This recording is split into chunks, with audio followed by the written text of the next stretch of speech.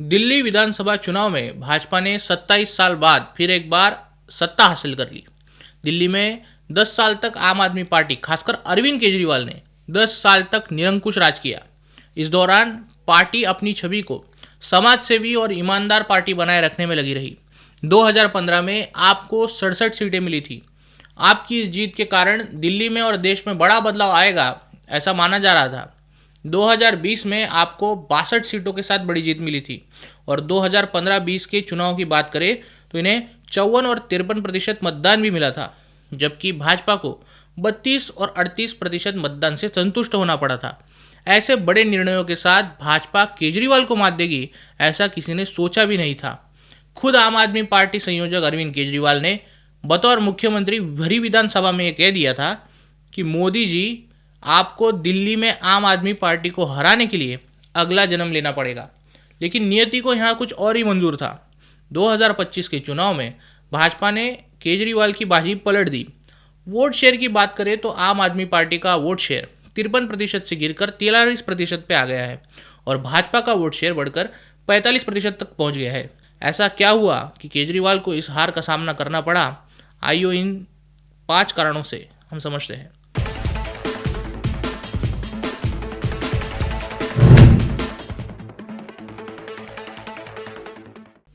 नमस्कार, न्यूज़ डंका के बात पतेकी में आपका स्वागत है। दोस्तों, मार्केट में ब्रांड एम्बेसडर एक सीरियस बात होती है।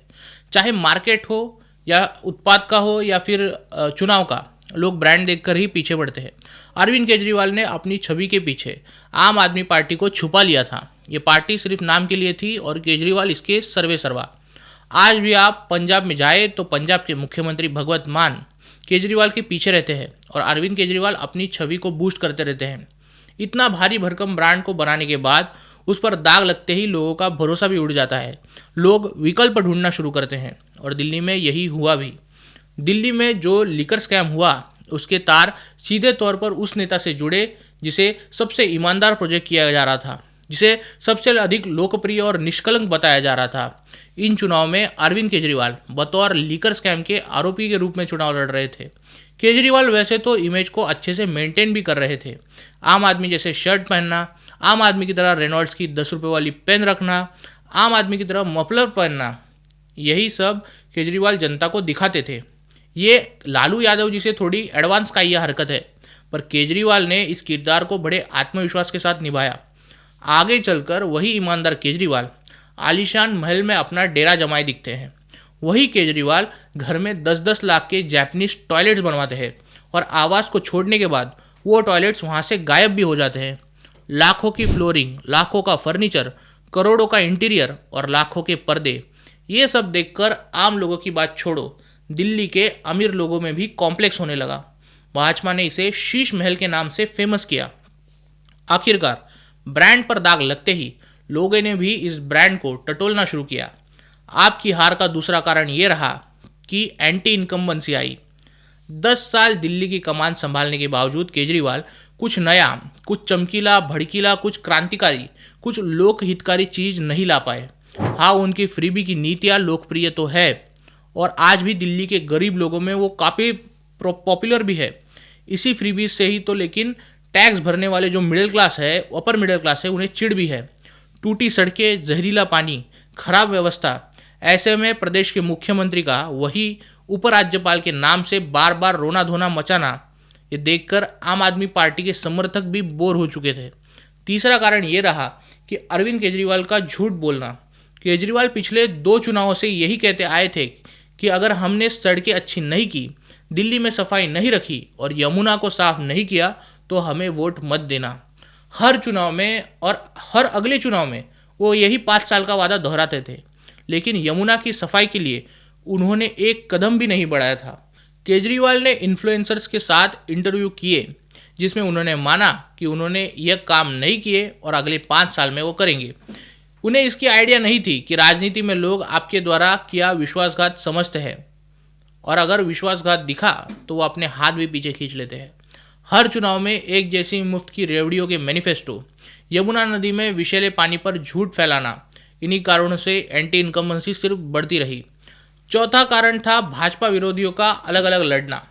लोकसभा चुनाव में जहां पूरा विपक्ष खासकर आम आदमी पार्टी और कांग्रेस एक साथ लड़ रही थी, वही हरियाणा और दिल्ली के चुनाव में भाजपा विरोधी पार्टियां अलग अलग लड़ने लगी थी। ऐसी चीज़ें मतदाताओं को कंफ्यूज करती है। भाजपा की दिल्ली में जो जीत हुई है उसमें कांग्रेस का भी हाथ है। भाजपा को असल में कांग्रेस का कहीं ना कहीं तो आभार व्यक्त करना होगा। न्यू दिल्ली की केजरीवाल की सीट ही अगर आप देखें तो केजरीवाल इस सीट से 3000 वोटों से हारे हैं, जहां शीला दीक्षित के पुत्र संदीप दीक्षित भी खड़े थे, जिन्होंने सिर्फ और सिर्फ 3000 वोट ही पाए हैं। अब इसमें दिलचस्प बात यह है कि उन्हें बस अपनी मां के अपमान का बदला लेना था जो केजरीवाल ने किया था। कांग्रेस भी दिल्ली चुनाव में इसीलिए लड़ रही थी कि उन्हें हरियाणा का हिसाब बराबर करना था। अब आते हैं पांचवें सबसे बड़े महत्वपूर्ण कारण की ओर, भाजपा की मातृ संस्था जिसका समाज से सीधा संपर्क है। दोस्तों, हरियाणा महाराष्ट्र के बाद दिल्ली चुनाव में भी राष्ट्रीय स्वयंसेवक संघ इस बार लोगों के बीच उतरकर काम कर रहा था। पढ़े लिखे वोटर से मिलकर उन्हें कुछ मिशन देकर काम करने का संघ जैसा तगड़ा अनुभव देश की किसी भी अन्य संगठन के पास नहीं है। वही हुआ, संघ ने अपना काम किया। करीब 50,000 छोटी बैठकें की गई, जिसमें पढ़े लिखे मतदाताओं को हिंदू हित के लिए मतदान करने की अपील की गई और नतीजे आपके सामने हैं। इन नतीजों से भाजपा को कुछ बातें ज़रूर सीखनी चाहिए कि वो इस जीत से अहंकार को शक्ति न दे। आम आदमी पार्टी हारी भी तो है, तो भी उनके वोटर शेयर 43% है। आम आदमी पार्टी की हार निष्क्रियता, अहंकार और झूठ के कारण हुई है। तीसरी बात, संघ आपकी मदद के लिए बार बार आए, ऐसी परिस्थिति आने ही नहीं देनी है। और चौथी चीज, मतदाताओं को गृहित धरना छोड़ना होगा। केजरीवाल की तरह यह सोचना कि कुछ टुकड़े देने से वोटर आपके गुलाम बन जाते हैं, ये गलत होगा। मतदाताओं को अपनी शक्ति दिखाने के लिए एक दिन, एक वोट ही काफ़ी होता है और उन्हें आपके 5 साल के वादे भी याद होते हैं। खैर, आज के लिए बस इतना ही। अगले वीडियो में किसी नए मुद्दे के साथ मिलते हैं।